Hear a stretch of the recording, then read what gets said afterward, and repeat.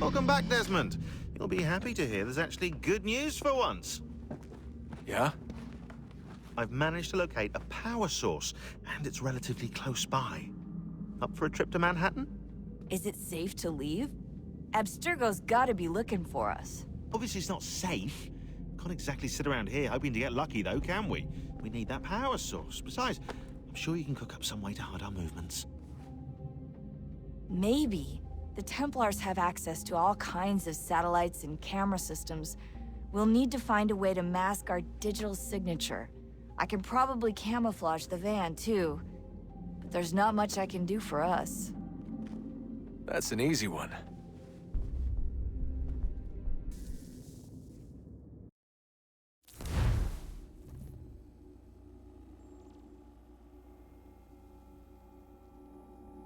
Just a heads up. Local utility companies have assured the public that they're completely prepared for the upcoming solar maximum. Disruptions to service are expected to be minimal. If only they knew. What's this? A remote-operated camera. It'll provide us with a feed while you're on mission. This will let us talk to each other. We're almost there, so listen up. The artifact is in an office penthouse in Lower Manhattan. At this time of night, direct infiltration is going to get you noticed. I think we're better off having you drop in from above. What do you mean, above?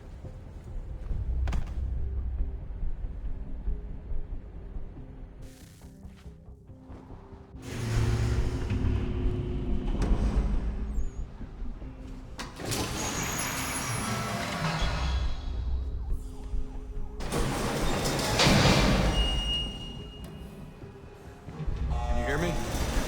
Testing. Testing. 1, 2, 3. Yep, read you just fine. Now why don't you power up the camera?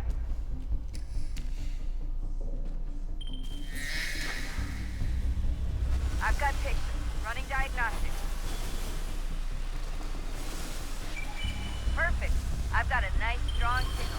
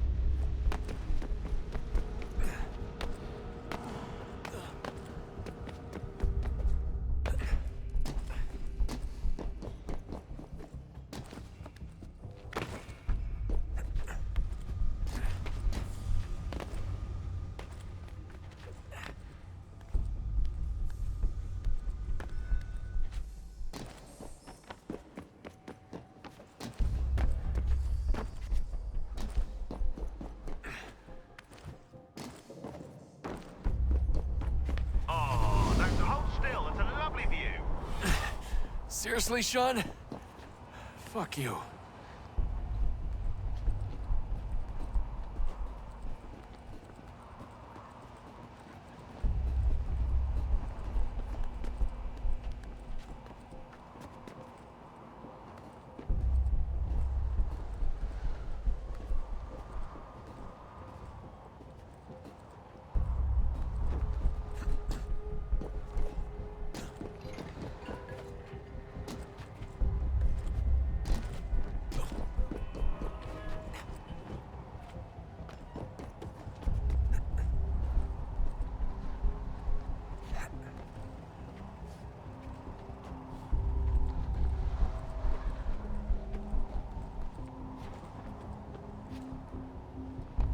Jesus. Look on the bright side.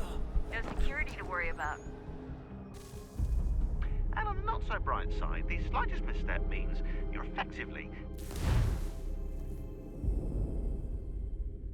Just a heads up.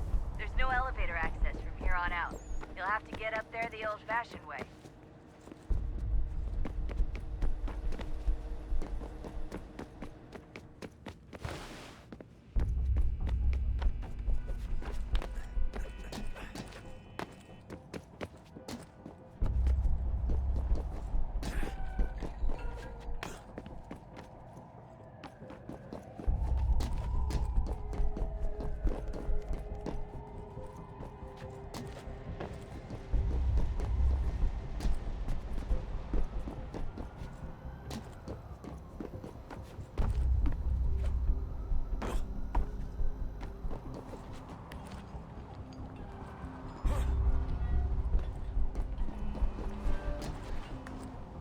Almost there, Desmond. Once you reach the top of the lit-up crane, you should be high enough to make the jump. Should? It'll be fine, don't worry. Well, you might want to worry a little. I'm pretty sure she was high when she was running the numbers. John! A joke. It was a joke. Or was it?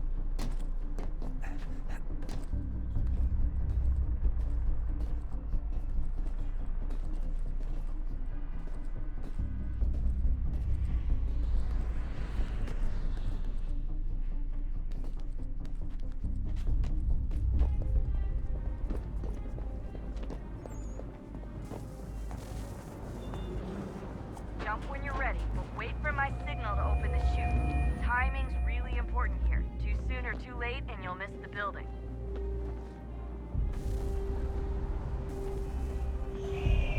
Now! Open your chute, now!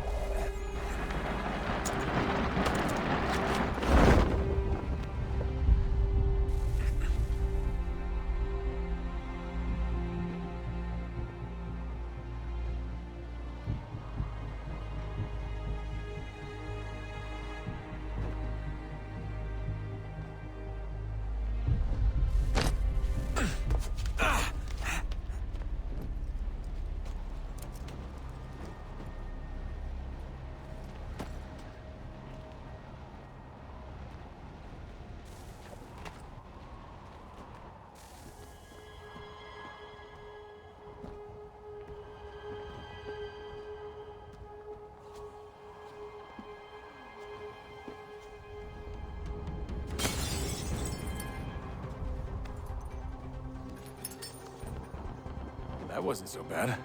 So, you must be Desmond. Not exactly what I expected, but I guess your kind doesn't have many options these days. Who are you? Ask your father. Now give me that. I don't think so. Look, I'm not supposed to kill you, but the boss man didn't say anything about fucking you up. So you got to the counter. Oh!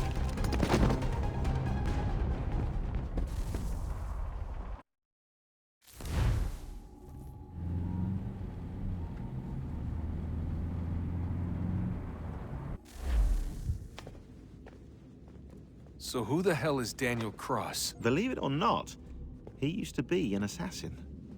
The assassin, the way I've heard it told, but it turned out he was a sleeper agent for Abstergo, programmed to infiltrate and destroy the organization. How did he know you were there? We could be compromised. They must have caught me snooping inside their network and sent Cross to see what we were after. If they were aware of our current location, we'd know. Though, I will say this, it doesn't bode very well for future expeditions. I've set up some cameras topside. If anyone shows up, we'll see it.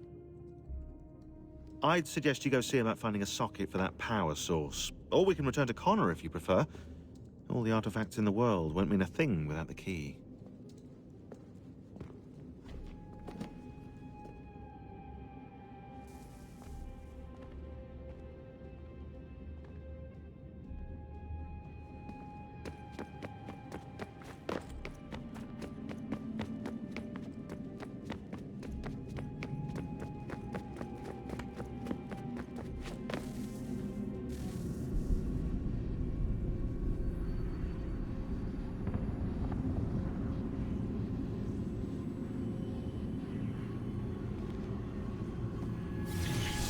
In the beginning, when we thought we could be saved, we sought to face the sun's wrath and contain it.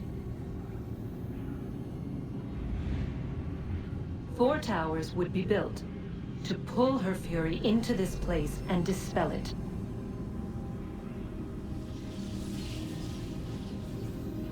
But even with all we knew, with all we had, it would take too long. 1,000 years we could labor and still the work would not be done. The first tower was never completed. The project abandoned. We moved on. But while we labored on other endeavors, a few returned. They thought to automate the process. Metal might finish what flesh could not.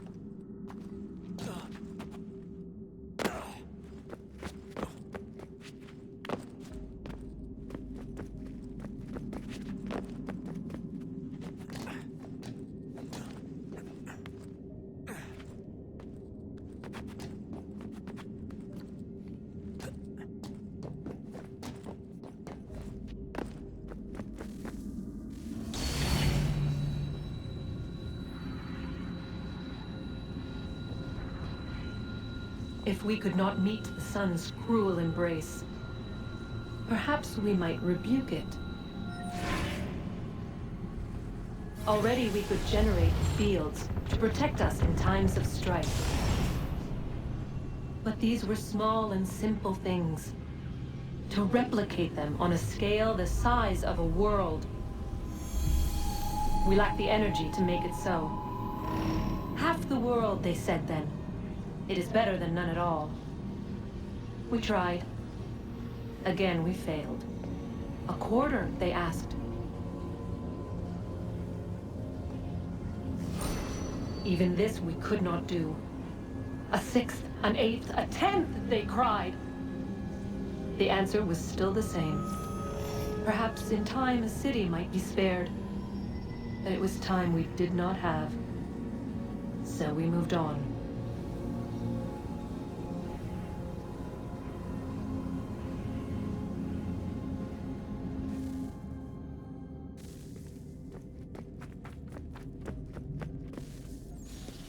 Wonder what's inside. Only one way to find out.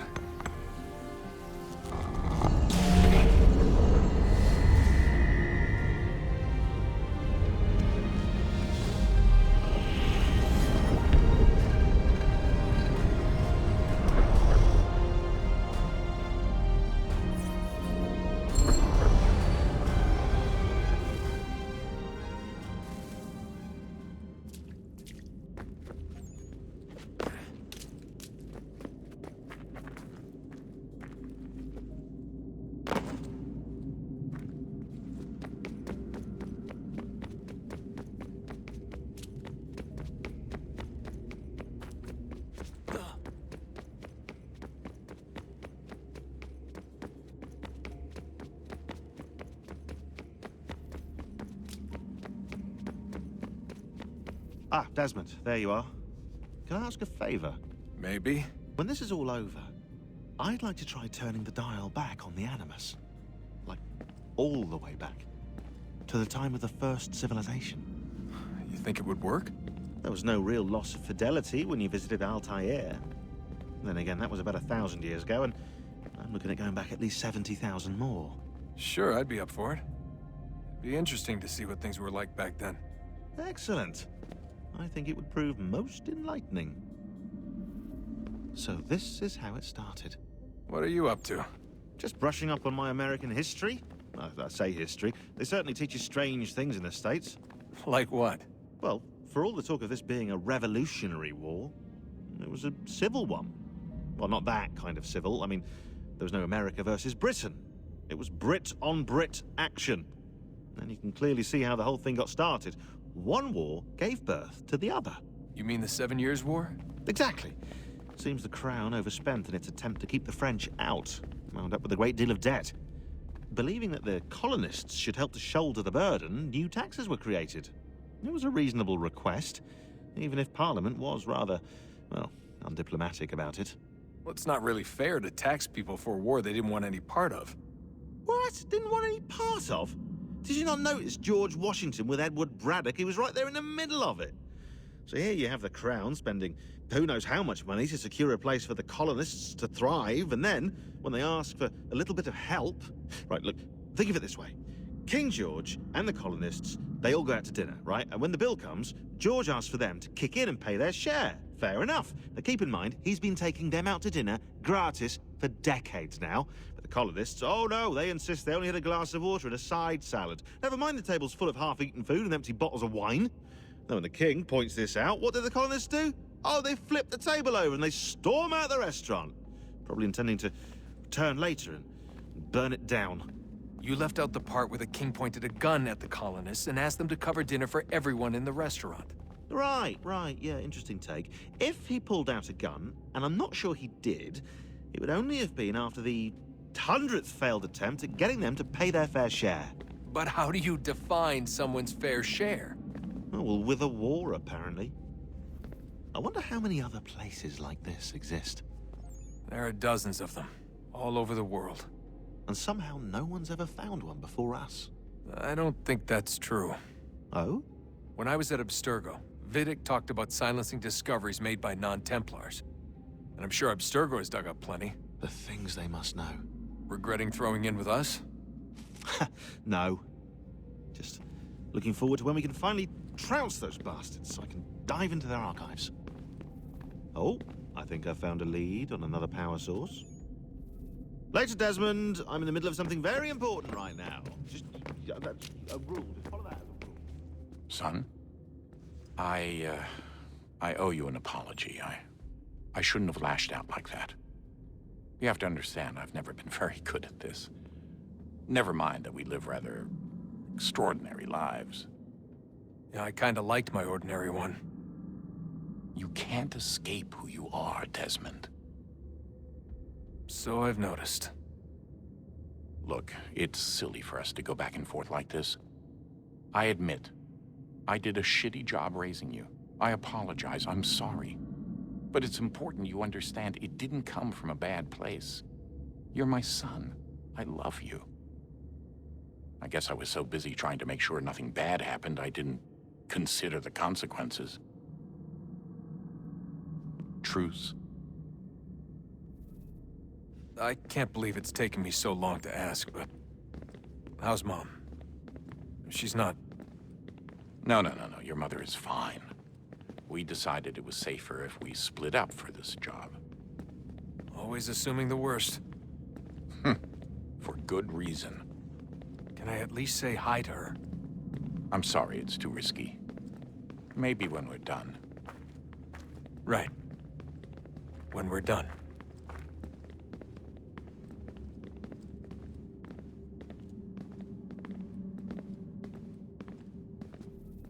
Have we ever tried to make peace with the Templars? Throughout our history, there have been moments. Several, in fact. But... it's impossible. There are existential differences, insurmountable. If there were to be unity, it wouldn't be a truce so much as a submission. But knowing what's about to happen, wouldn't it make sense to try and talk to Vidic? Come to an arrangement, even if it's only temporary?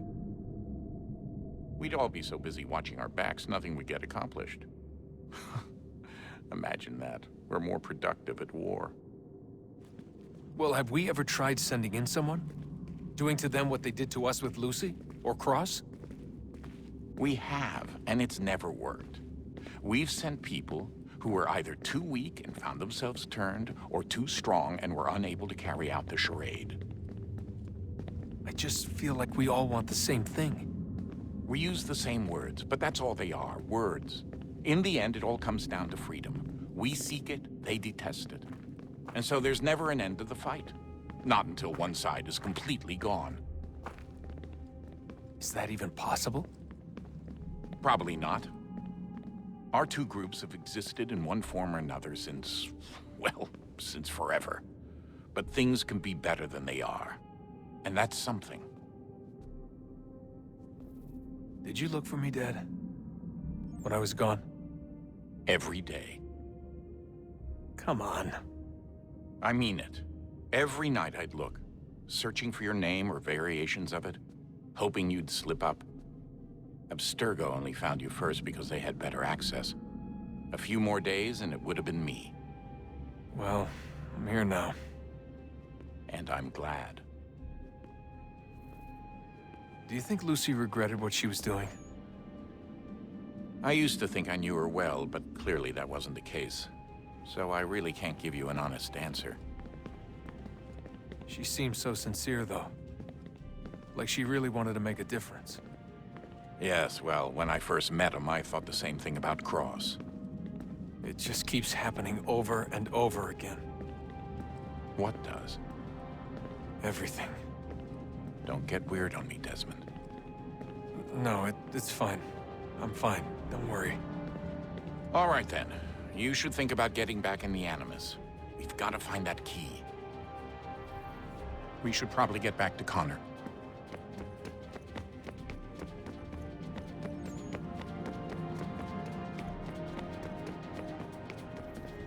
I know everyone thinks I'm being silly, but I can't shake the feeling we're being watched. We are being watched. By Juno. Or some version of her. Do you think it's a recording? Or is she a ghost? Or something else? Is she talking to us the way Minerva talked to Ezio? No clue. I mean, who knows what else they were working on down here? There's still so many rooms we don't have access to. But do you think she's like literally down here, waiting somewhere, still alive? Still alive? That's mental. That means she'd be at least 75, 80,000 years old? Oh, powerful, yeah, but not that powerful. They came down here looking for a way to survive. Maybe they found one.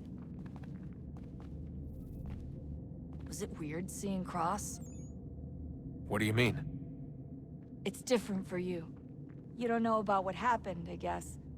For a long time, he was important to us. He was a different person. Sean said he was a sleeper agent, like Lucy. It was different. She made a choice, but Cross, if you read the files, Abstergo just... They did terrible things to him. Rebecca? You're lucky. We all are. We have people who care about us, who look out for us. He was all alone, and the people he thought he could trust, they used him. Did you know him? No, but I knew Hannah. Who's that? She tried to help him. She trusted him. But there was a raid about a year ago. She stayed behind so the others could escape. Tried to reason with him to see if she could fix things. Well, what happened? What do you think happened? He killed her. That's what he does. That's all he knows how to do. Sometimes it seems like that's all any of us know how to do. Rebecca.